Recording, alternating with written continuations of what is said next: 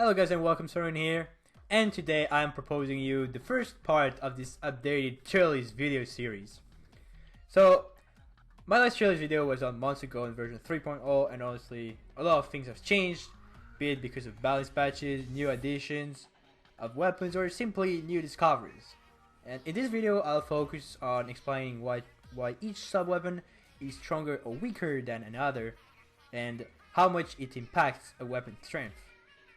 The main reason why I wanted to separate the videos is because some people didn't understand why one weapon or specific weapon was better than another one, just based on the main weapon performance and because the synergy has so much impact on it between the sub-weapon, the special weapon, and the main weapon. Without further ado, let's get into it. So the sub-weapon tier list is the one that has suffered the most major changes without any patches, and it's mainly due to the addition of the Fizzy Bomb and the Torpedo. So in C tier, we'll find the one and only Point Sensor. This is a very bad sub-weapon for a bunch of reasons.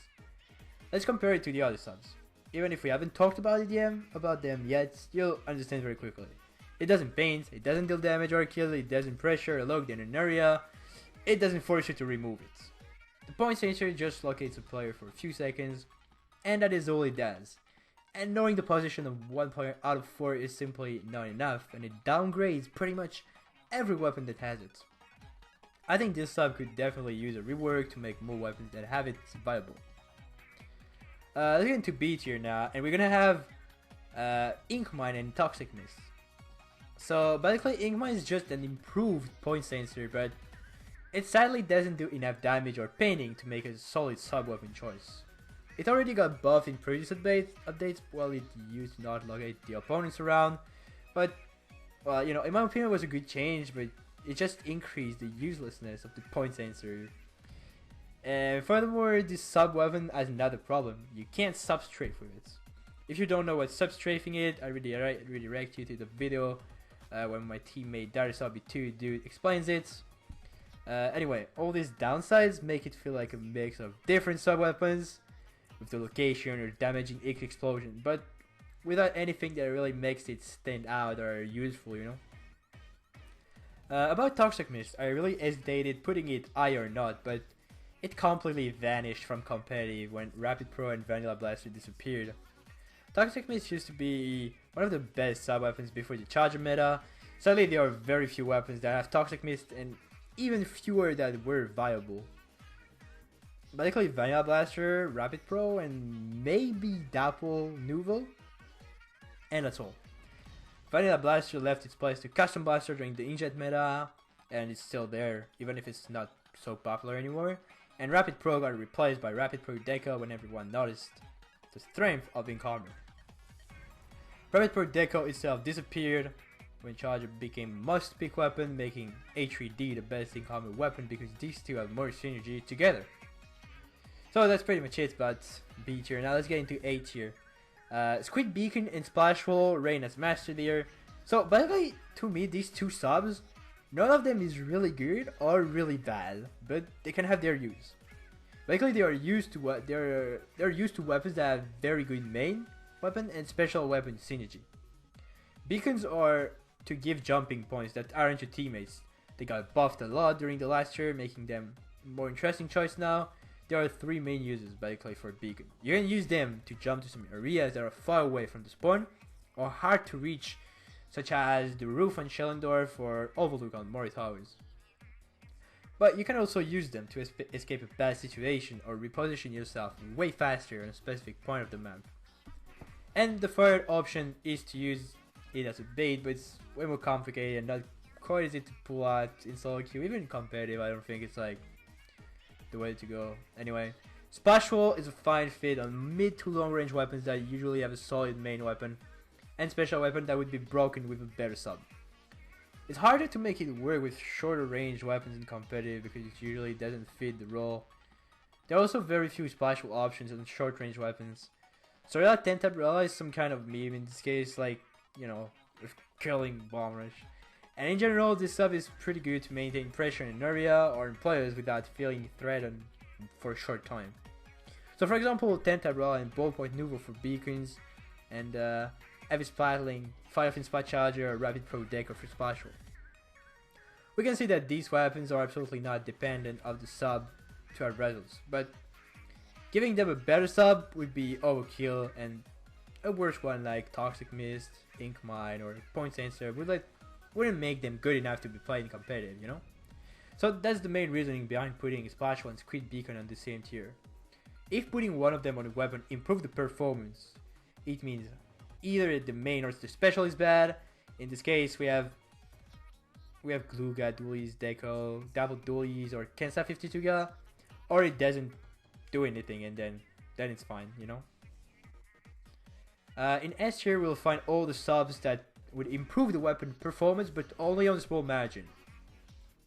We'll have Auto Bomb, Curling Bomb, Splat Bomb, and Suction Bomb.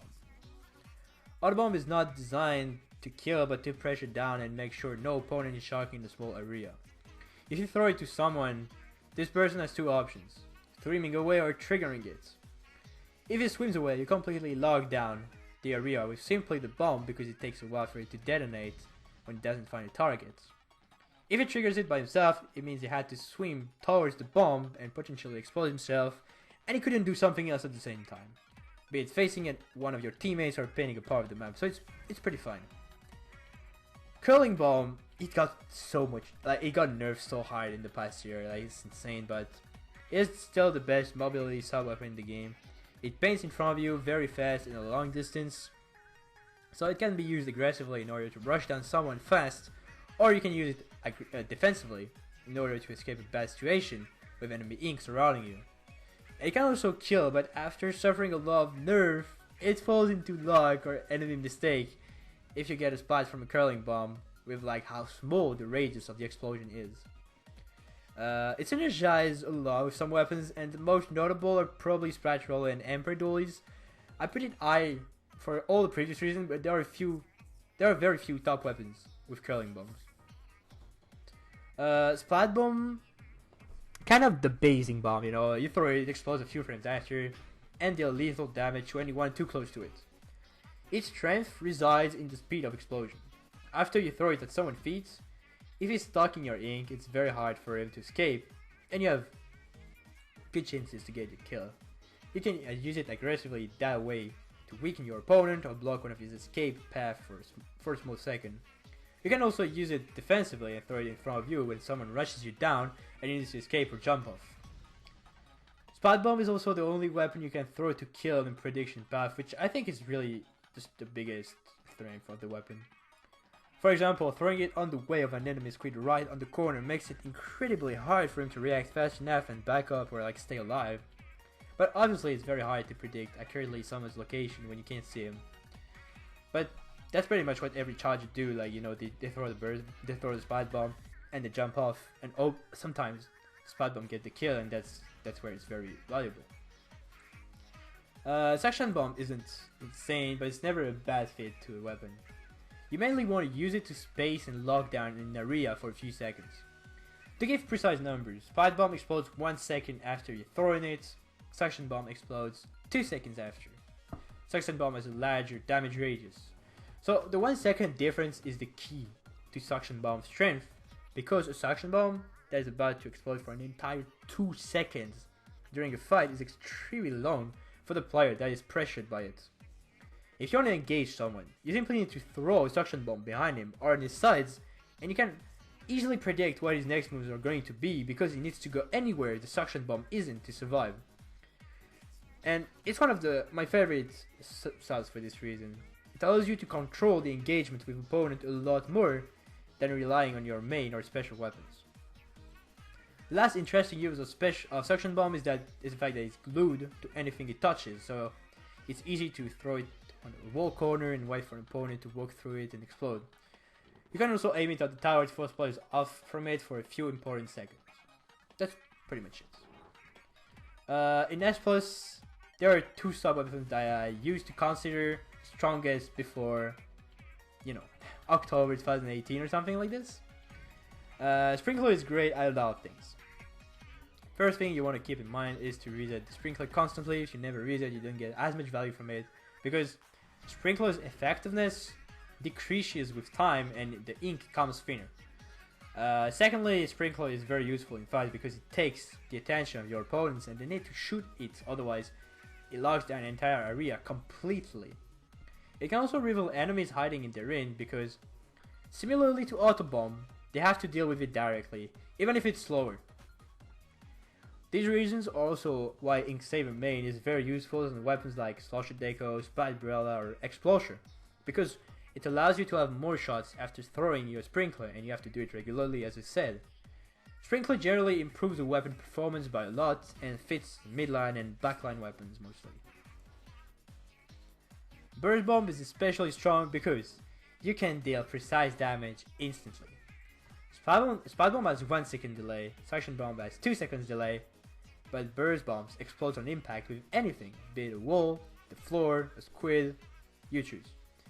Besides being able to paint your feet the quickest, allowing you to escape, it can also follow up any damage input pretty consistently. This sub-weapon has one of the highest skill cap in the game between good and very good. A good player will always hit the Burst Bomb with it, but a very good player will not only hit the Burst Bomb, he will also be able to hit with a direct hit from it. And the damage difference is like insane. A direct hit does something like 60 damage, I'm not even sure about the numbers right now. But it's 60 damage out of 100 for lethal. And a non-direct is something like 35. In the game, a majority of weapons can deal 40 damage in a few frames. Blaster and Sloshers only need 1 shot, for example, so it's extremely quick. So, if one of your teammates is able to add a Burst Bomb to that shot, you get one of the fastest time to kill possible. Obviously, you can throw the Burst Bomb to a very long range, making it even more interesting. The last thing I need to mention about Burst Bomb is the possibility to do the advanced technique, called Burst Cancel Combo. So if you throw a Burst Bomb and shoot and a shot at the same time, you can cancel the Burst Bomb animation, but you still deal damage from it, and you get a quicker kill. For example, a Burst Bomb direct hit plus a Tri-Slosher shot is above 100 damage. Carbon Roller Deco can also do the same and use the Burst Bomb to block an opponent into their ink and flank over them in order to maximize the chances to get over 100 damage. Sadly, Burst Bomb isn't part of the most popular weapons in the current meta for 2 reasons. The first one is the main and special weapons that have Burst Bomb pretty much always have a better alternative, but it's usually because, like, it's not because of the sub, you know what I mean. And that's what you will see in my future Chili's video. The second one is because of the next 2 sub weapons. And it is a pretty good transition that allows me to get to the top of this tier list. Alright, X tier. The 2 broken sub weapons that came out very recently into the equation and weren't in the original version of the game. Well, A tier didn't improve weapon performance. The S tier was slightly improving it. S plus tier was definitely improving it. Now X tier is literally carrying the weapon from bad to good. Torpedo, even after the damage nerf, is still an incredible sub weapon. Besides the low ink consumption, you get a crazy painting from it, and you target the opponent, and you force him to shoot it down or escape. It does everything you want from a sub weapon. If your opponent doesn't shoot the torpedo, it will be taking the damage from the explosion, and it will have to escape. No matter what, it's targeted by the torpedo, so you and your teammates can follow him easily in his own ink to kill him. So if he's shooting at the torpedo, he's not shooting at you. If he's shooting at you, he's not shooting at the torpedo, so he'll be damaged for sure. You get the idea, but I'll add one more thing. On the contrary to all the other sub weapons, but this one and the Fizzy Bomb, it deals damage more than once. So to conclude about Torpedo, the main strength is about the pressure it puts down and the amount of ink that comes from its explosion. Fizzy Bomb is the last sub weapon I need to talk about today. Like Torpedo, it got nerfed recently, but it doesn't seem to affect it much. It's also a very versatile sub weapon because it has 3 forms depending how long you charge it. Therefore, the first form without charging does a minor explosion, but you can throw it right in front of you and will instantly paint your way and give you a mobility option. It doesn't paint as much as Curling Bomb, but it paints enough to escape and much faster. The other 2 forms are exploding 2 or 3 times depending how long you charge it, and this is the real strength of Fizzy Bomb. Besides the fact it paints a lot, it can also kill, and more than one explosion allows you to kill opponents that have ink armor on them, for example. The bomb exploding up to 3 times, so on different level of the map, is another obvious advantage over a simple bomb. The example of weapons that are being carried by Torpedo and Fizzy Bomb are Kensa Undercover Umbrella and Kensa Slushing Machine. I rank both of them very high in my tier list that you will see soon, and it's mainly because of these sub-weapons. Think about it, Undercover Umbrella is one of the worst main weapons in the game, if not the worst. Like, honestly, it doesn't do shit. It doesn't do anything by itself, but the ink armor and the synergy with Torpedo makes it top choice. Now, Slushing Machine is a solid main weapon that always lacked the good kits. Kensa Machine has Fizzy Bomb and Splashdown. Nowadays, every Splashdown dies in a hot second in meter, and it's almost a suicide special.